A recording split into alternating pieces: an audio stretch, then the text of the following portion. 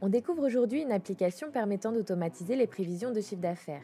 Nous prenons ici le cas d'une entreprise de location de voitures électriques présente dans différents pays.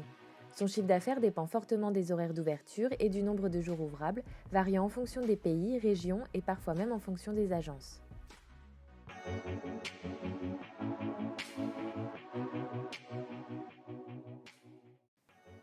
Dans ce premier onglet, l'application permet de comparer le chiffre d'affaires réalisé à date, ici le 10 février 2018, avec la prévision estimée du mois en cours. On peut visualiser ces données sous forme de graphique, par pays concerné et sur une carte. Cela permet de visualiser en un coup d'œil là où le chiffre d'affaires est le plus important sur un périmètre géographique. Un filtre nous permet de changer le périmètre géographique pour une analyse plus précise. Par exemple, on peut voir le détail du chiffre d'affaires par région française, espagnole ou norvégienne. On peut ainsi voir le détail de chaque pays en cliquant directement sur le tableau sans passer par le filtre. On peut également comparer les chiffres en changeant la devise. On passe ici en devise locale. La date de la dernière mise à jour est indiquée en haut, elle peut être modifiée ainsi que les filtres dans l'onglet « Modifier paramètres ».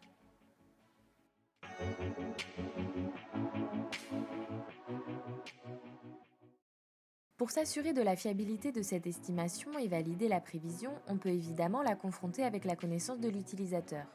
Dans ce deuxième onglet, on va pouvoir regarder en détail la prévision qui prend en compte l'historique et qui est ajustée par rapport aux jours ouvrables et ouvrés.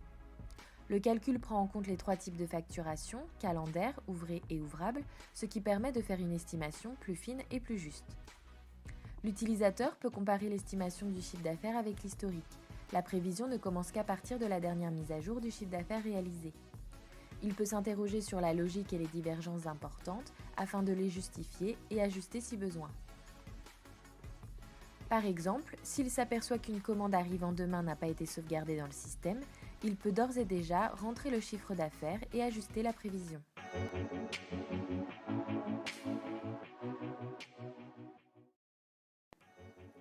Sur cet onglet, on obtient la synthèse du suivi et du calcul du chiffre d'affaires prévisionnel et un suivi journalier du chiffre d'affaires réalisé de la dernière semaine et du chiffre d'affaires cumulé à date. On peut modifier le périmètre directement dans le tableau avec une vision du total de jours ouvrés et de jours ouvrables par pays, région, ville et agence ou dans le filtre. La synthèse du chiffre d'affaires prévisionnel permet de comparer l'estimation du mois en cours avec l'historique, réel, estimé et variance. Dans le filtre, on peut directement identifier les différentes valeurs des jours ouvrés et ouvrables à un niveau plus fin. Par exemple, on voit une différence entre les jours ouvrés et ouvrables de l'agence 11 de Saint-Malo et des agences 9 et 10 de Rennes. Et si le calcul automatique ne semble pas réaliste, l'utilisateur peut ajuster la prévision si besoin.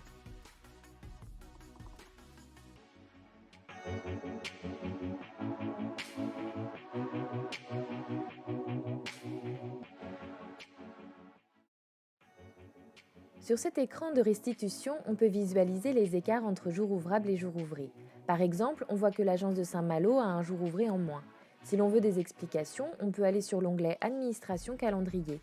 Les jours ouvrés et ouvrables dépendent de la saisie de l'administrateur qui la gère à un niveau de détail plus fin en fonction des spécificités. L'objectif est ici de pouvoir évaluer de façon plus fiable le chiffre d'affaires par agence et de mieux l'interpréter, mais également de mieux prévoir le chiffre d'affaires pour l'année suivante et de formuler une prévision fiable pour l'allocation des ressources.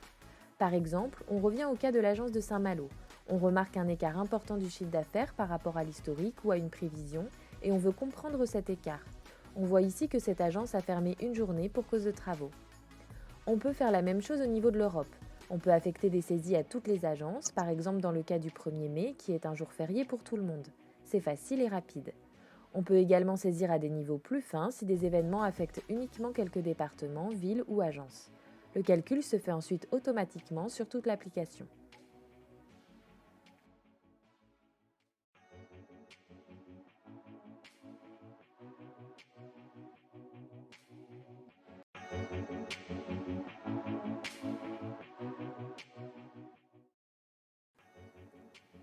Ici, on remarque qu'en mettant à jour la donnée, la date de la dernière mise à jour réalisée a changé du 10 au 12 février.